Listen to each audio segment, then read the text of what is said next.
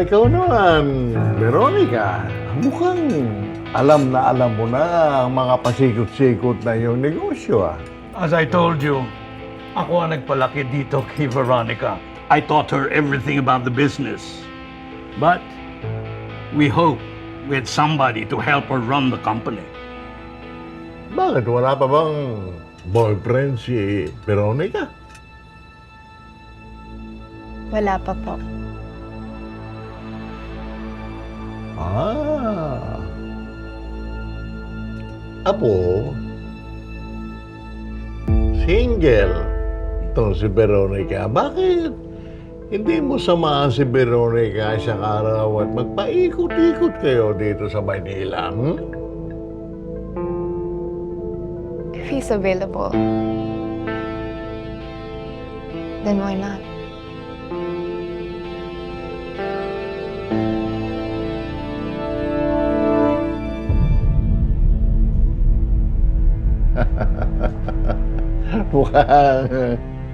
Mukhang mas lalong lalakas ang ating negosyo pag nagkatuluyan itong dalawa.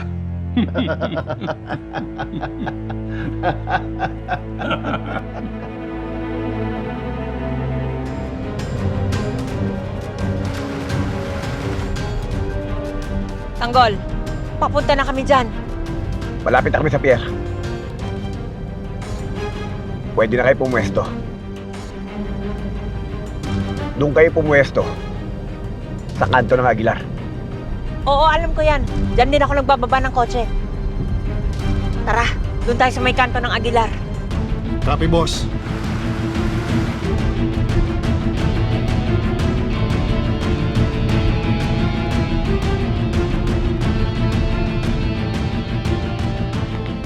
Mayor, yan na po ang kargamento ng mga Montenegro.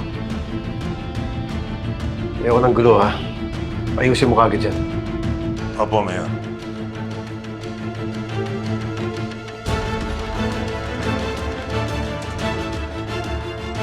Nakita mo na. Hindi naman mahirap ang pinapatrabaho ng mga Montenegro. Pagkatapos nito, pwede ka nang bumalik sa City Hall. Papa, hindi talaga tapat tayo nandito. Ginagawa ko to para sa'yo, ha? Hindi para sa mga Montenegro. Roberto, kailangan natin ng pere para sa kampanya ng Miguelito. Kaya natin ginagawa ito. Pa, I think Lolo's right. Kailangan pa natin ng pera ng mga Montenegro. But once I win the elections, baka panahon na i-reconsider natin ang posisyon nila with us.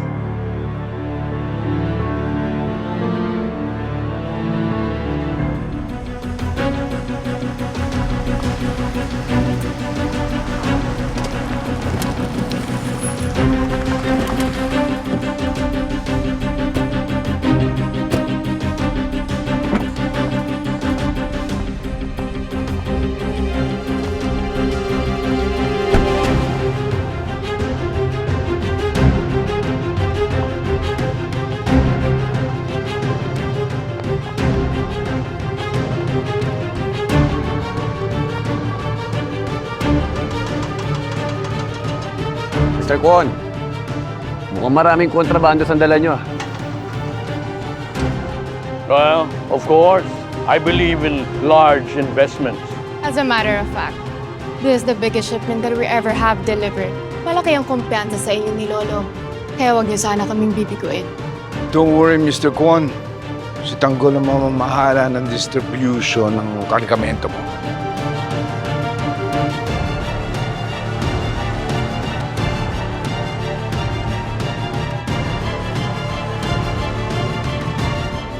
Compadre!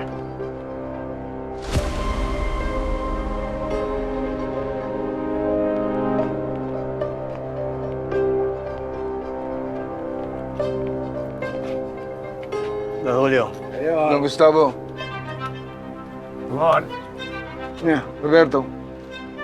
Mukhang pamilya ang kasama mo, ha? Sino siya? Tao ko yan. Tiwala. Siya ang mag-a-assist sa inyo. Tanggol.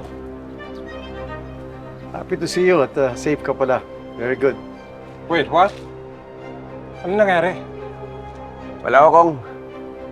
May nagtangka lang sa buhay ko. Kinidnap ako pero nakatakas naman.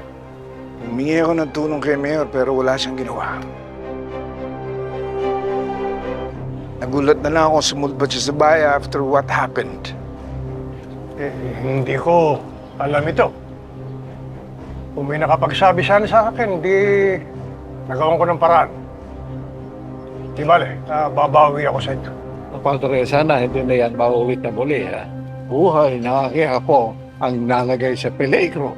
Buti na lang magaling at matiskata si Tanggol. Nakuha niya ang makalabas ng buhay. Oh. Pero kung may nangyari sa anak ko, sa tingin ko, hindi ko matatanggap ang mga pasensya ninyo.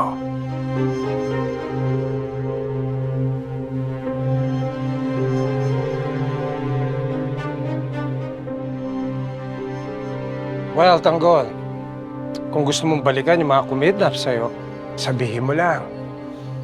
Ako nang bahala sa kanya.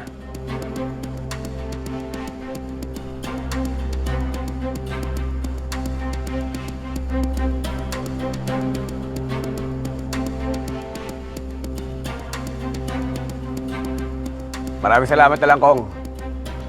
Pero huwag ko kayo mag-alala. Dinispatch ako ng lahat ng mga kumidnap sa akin. Compadre, si Mr. Arthur Kwon. Isa sa pinakamalaking negosyante sa East Asia. Mr. Kwon, Don Gustavo. It's a pleasure to meet you, Mr. Kwon. No, the pleasure is mine. Mayor Guerrero. Mga Guerrero, sila sinasabi namin partners namin dito at sila ang may hawak na mahina. Partnering with a very powerful politician is a smart idea. Kamsahamnida, Mr. Kwon. Who's this beautiful woman? My granddaughter, Veronica, my pride and joy, and my heir. Pleasure to meet you all. I'm looking forward to this partnership with you and the Montenegros.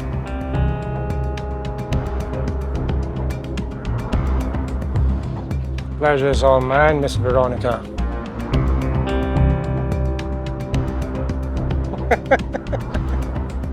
Well, let me introduce myself.